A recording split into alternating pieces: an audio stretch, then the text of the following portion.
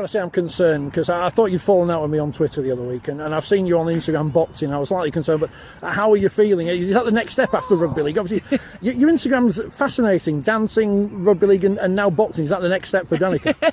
I always like a bit of a challenge. So yeah, I used to be a professional dancer, so moved over to rugby, and just whilst I'm getting through my rehab, it's just something different to mix up training a bit. Is boxing really good for my knee, you know, twisting, turning, a lot of pressure going through it, and it's really strong. So hopefully a few more weeks I'll be back out there and back with the girls.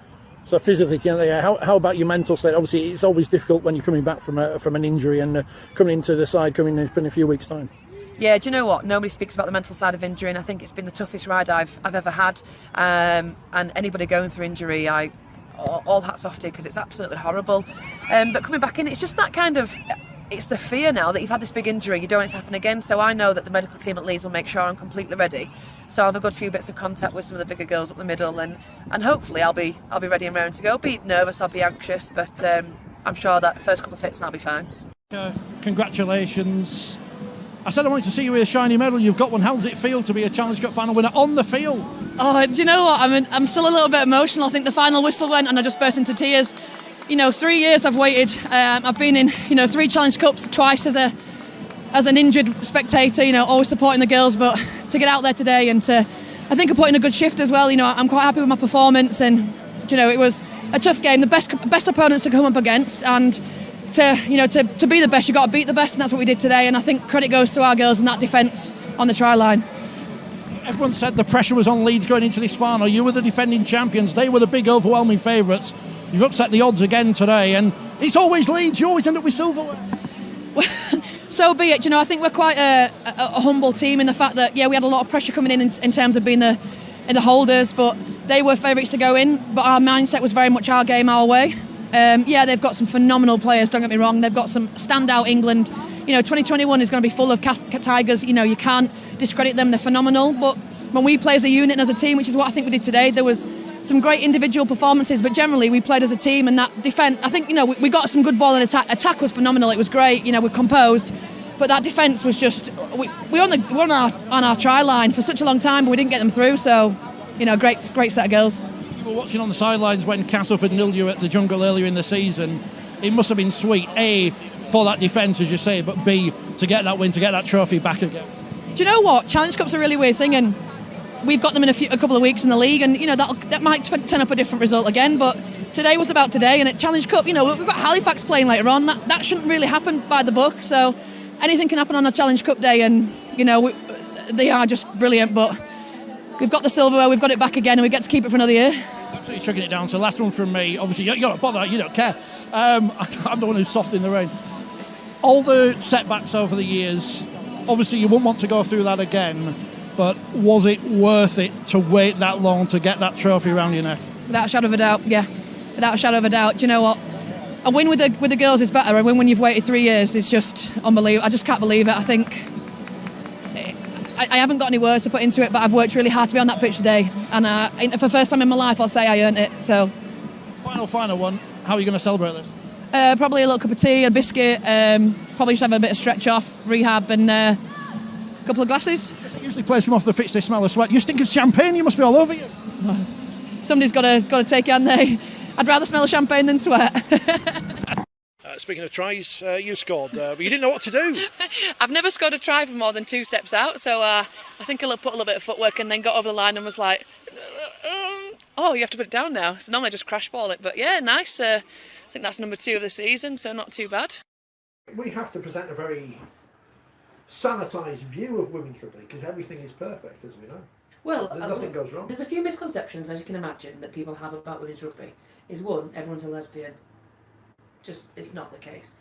And I understand why and stereotypes, but, no, we're not all lesbians. I mean, here we are straight into the programme 2 minutes in, and that's the topic. That's the No, level, but level of that is a general misconception about women's rugby. That's the first question I get asked every time I mention I play rugby to someone that's not on the rugby scene.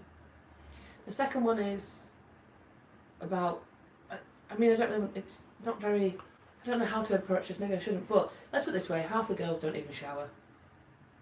They just get changed and go home. That's come as a shock. There you go. They're disgusting. Filth. Right. And me and Tasha Gaines want to bring in a fine system for people that don't shower after a game. So that's every team. That's not just the team Yeah. you play. Make sure you say some soundbite worthy things. So when all these people just I don't say rip off. That's the wrong phrase to use. But when people watch this and take some selective quotes, then just be Oh careful. well, Women's rugby league is filth, says former England international. Right, that kind of thing. Why former international? We'll get to Because that later when we talk about internationals. Yeah. You should be on your way to Papua New Guinea. No. Unfortunately, I think my international days are done. I think they're going for a much younger model of squad now, which is understandable. I think they've got a little bit of experience with Rugby and Amy Hardcastle,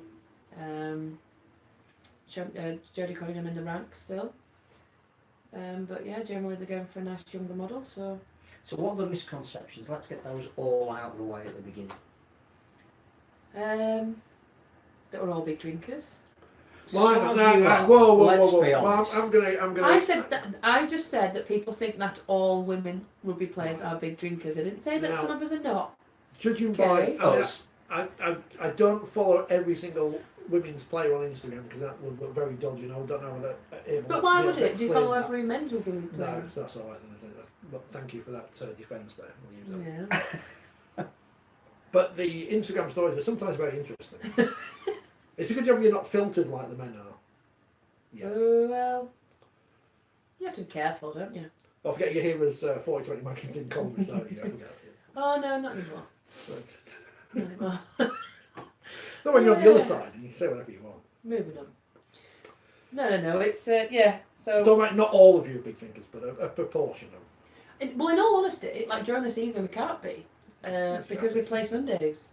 So at Leeds we sound like a contract, even though we're not paid or anything. We sound like a player contract, which is set in standards, which is no drinking 48 hours before. So if you play on a Sunday, basically that's your weekend.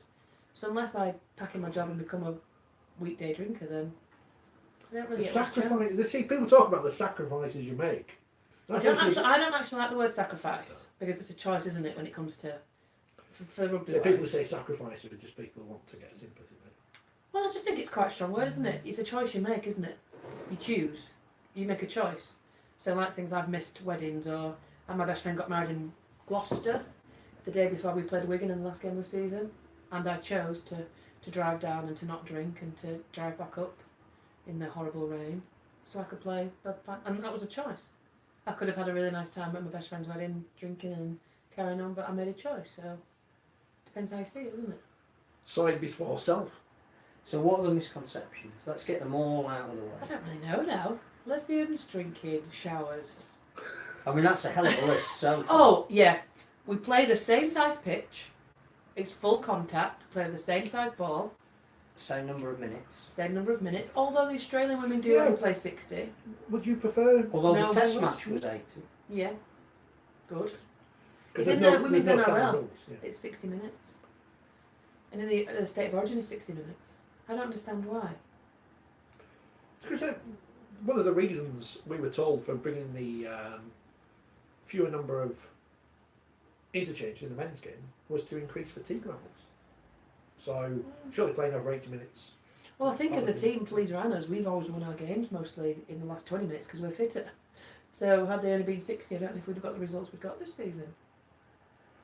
But no. Some clubs Good now job are- there isn't a World Club Challenge then. Played over 60 minutes. Well, I mean, that's Why- now why- Brisbane are very good. So actually that would have played in our favour.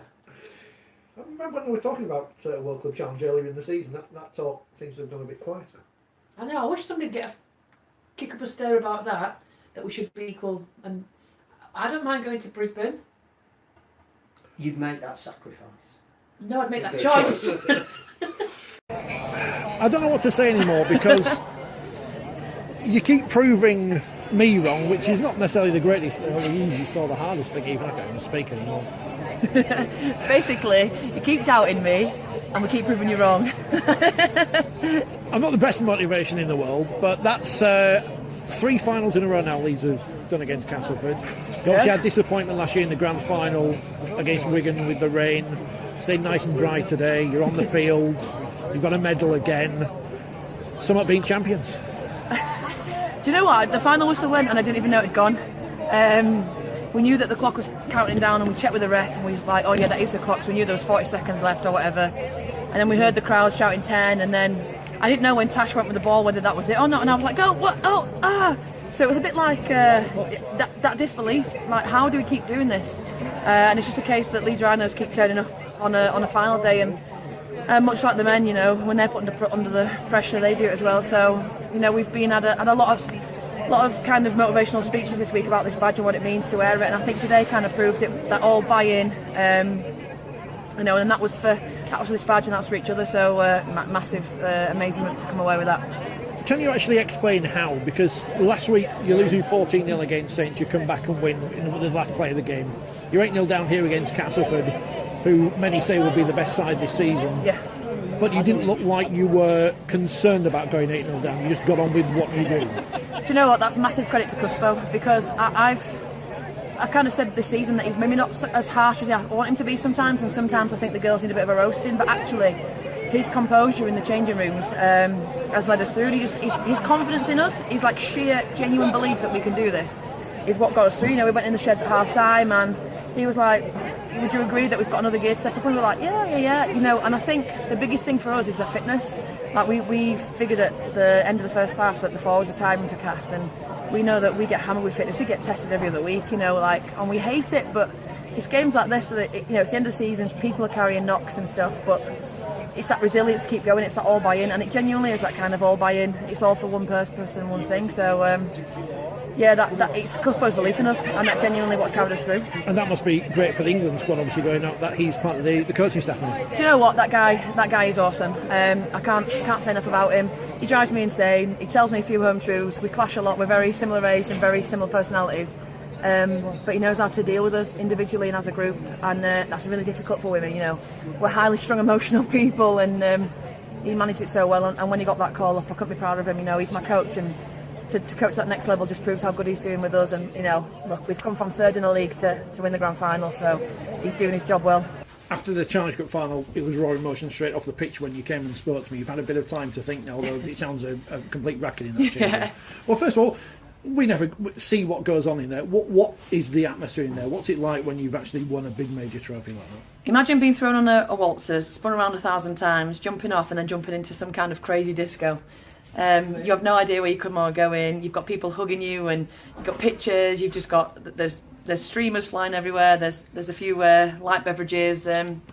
It's just that whole, you know. I've just been talking to Staves then, and we just stood back. We're slightly older than the rest of them. We just stood back and went, "This is the reason we do it. Like, this is the buy-in. You feel like a family. You are all as one." And you know, you put your body on the line for that group of girls in that changing rooms, and everyone does the same. So it's one little tight-knit family. We did this together. You mentioned there's a disparity in age in the dressing room. Fran Goldthorpe, 16. Yeah. How does that work? She goes out there, scores 2 tries, and looks as experienced as anyone else out there. It's ridiculous, isn't it? I'm a teacher and I teach kids her age. It's hard to think then I've come alongside her and she's just my teammate, and there's no age difference at all. You know, and that's the thing. You know, Sophie Robinson, everyone knows, is one of my best friends. There's nearly a 10-year age gap, but it doesn't matter when you're on that field. It doesn't matter when you're in the changing rooms. It doesn't matter when you're on the training paddock. It doesn't matter. Like, we're all buying into one singular kind of goal. And Cuspo showed us a video earlier of us running hills in round day at the very start of pre-season, and he set markers. This is the league, this is Challenge Cup, this is grand final, and he re-showed that just before we went out today. And that hill we ran to grand final was a killer. You know, people were throwing up, it hurt, it was snow on the ground still, but that's what we bought in. We all bought into one idea, and over the last 10 months, it's paid, and we've come into fruition, and look at us now. So going back to what I was going to ask and then forgot to, after the Challenge Cup final, it was raw emotion. Now you've had time to think. I'd go back to speaking to you at the start of the season, after the game against Wakefield, when you were still out injured, and you spoke about the battle and the struggle to come back from injury. Where do you feel you are now, having gone out there, come back mid-season, and you've got 2 trophies, 2 medals in your locker? I think it's probably going to make me quite emotional, that. It's a personal goal I set myself. I wanted to complete the season. I came back from a horrific injury. I wouldn't wish it on my worst enemy. And my goal was, I've missed several finals through Bradford, through Leeds last year. And I didn't ever want to miss another final. There's nothing worse. And we've got plenty of girls today sat on that bench because they're injured. And you do it for yourself because you've worked damn hard to get back to where you want to be, but you do it for the girls on the bench because you know how painful it is to sit up there. And you know, going out today, you know, it's been an emotional day for a few of the girls, and you can't take that for granted. So you go out there and you play for yourself, but you play for everybody around you because you've been in that position. And do you know what? People doubted me, and people told me, retire now, you're too old, maybe go into coaching, and I'm not one to do what I'm told. So I went and proved a point, and two trophies later and a moon from Charlotte Booth behind us. I won't turn around then now, yes. Yeah. Anyway, I have this trophy again.